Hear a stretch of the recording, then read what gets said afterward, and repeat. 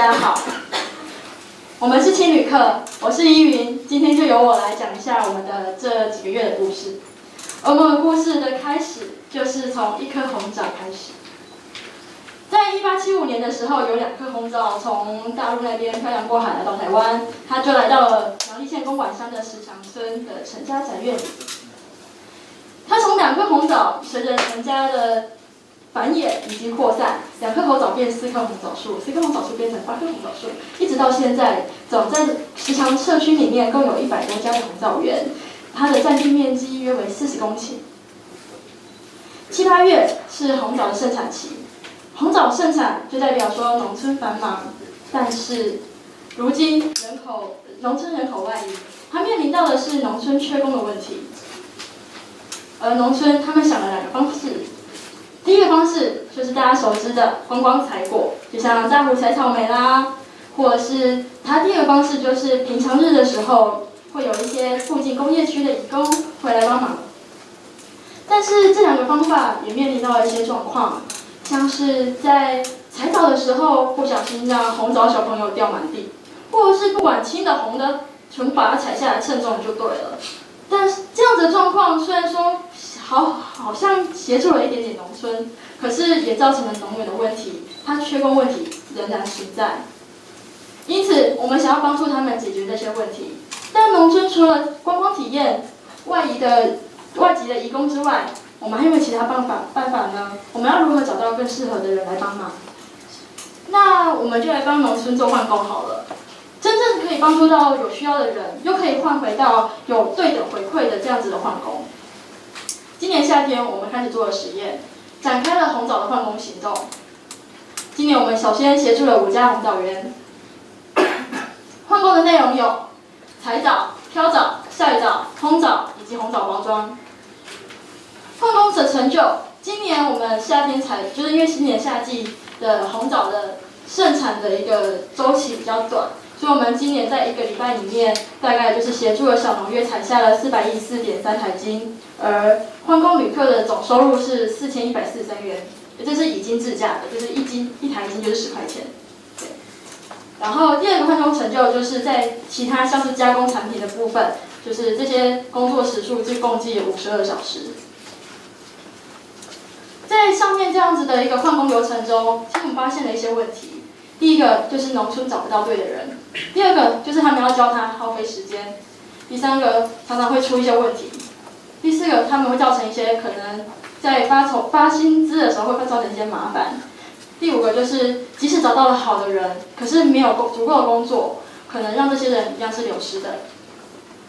所以我们想要帮助农村找到的是更适合的临时人力，我们要用年轻人得到的是在农村立足的机会。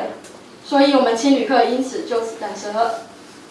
青旅课其实我们是希望愿意谦卑学习的青年，一步一脚印的融入在地的生活。我们希望旅客是可以付出与留下的。于是我们青旅课照了之前我们发现的那些问题，去做了一些换工的改善。我们统合了像是在地的范围整合，然后一些在地需求盘点，进行我们的换工的分类，进行统一招募。而且统一的教育训练，并且去媒合调度他们去各个地方换工。在换工之后，建立换工的人力资料库，让这些人才可以透过资料库好好的保存下来，并且在下一年度持续可以来我们这边做换工。于是，在石墙的红枣换工之外，我们更发展出了洛神换工的机制，一样是就是采收部分就是1斤10块钱，然后总量或者是获得采收总量的十分之一，对，然后或者是去帮洛神去籽。再来就是航局的换工，今年的航局换工其实真的蛮可惜的，因为台风的关系，所以我们的在地公馆航局其实就今年就产量很少。但是没关系，我们在农村里面待久，我们发现说1到12月其实农村都是在缺工的。除了说我们7、8、9月的红枣盛产啊之类的，还有我们10到12月份其实有很多事情是可以做的。我们发现在地的缺工的需求量，其实在7、8月份最多，其次是11、12月。再来，除了这2个时段之外呢，我们在其他月份呢，还有很多在地的加工的产品，或者是一些社区发展协会，他们有一些导览的换工的机会，都是可以去帮忙的。而我们换工平台在这段时间里面，其实总共参与了各项换工，参与的来的人换工人数达44人，回流的率是20%，长期配合的旅客目前已经累积到6名，就是他们每次只要有开换工，他们就会过来。再来，我们合作的农园共有8处，换工的工作项目已经达到12项，其中3项已经有一技之价的制度回馈制度了。今年其实我们很感动的一件事情就是，我们帮忙彪哥他们的红枣园去采收所有他们的红枣。在我们做完换工之后，我们才透过交流中，我们才发现到说，原来今年的红枣可能是他们的最后1年，因为他们年纪老了，家里小孩都外出了，没有人来顾了，所以说他们没有我们的话，他们其实今年就想放弃。还好我们来了，让他们甚至兴起了一股希望，他们想要把红枣园交给我们去帮他做管理。为了让换工品质更好，其实我们还有设立了工作坊，就是我们举办一些工作坊，去培训一些就是换工的人才，找到一些换工达人。我们在换工的内容里，就是培训的内容里面有1小时的理念训练，然后以及2小时的技能培训。理念的部分真的很重要，为了我们在地好，为了我们就是可以永续的使用在地，所以我们希望来换工的人都可以友善我们的土地。而我们2个小时的技能训练呢，当然就是直接进去做换工啦。参与完上面的所有换工之后，这就是我们的人力资料库。不好意思，我们下面是用那个，就是因为有一点个资的问题，对，就是我们真的有做啦，真的是有个资问题，我们还是不方便透露。对，然后我们记录了就是一些青旅课本身的特长，然后专业的能力，以及他们的工作时数和他们的产量，这很重要。就是在下一年度的同一个时间，我们就可以找到就最适合的人，可以来到这个地方帮助这个农民。为了宣导我们的换工理念，我们举办了很多换工体验的活动，这是今年我们目前有就是主办或协办的一个活动项目这样。好，再来就是谈到我们在社区核心里面，我们有了一个生活据点。这个生活据点它不单纯只是生活据点这么简单，它这个是帮助我们了解在地问题，然后以及在地需求的一个很重要的中继站。这张图你们可以看到有来自很多不一样的地方的人，像是我们目前自从这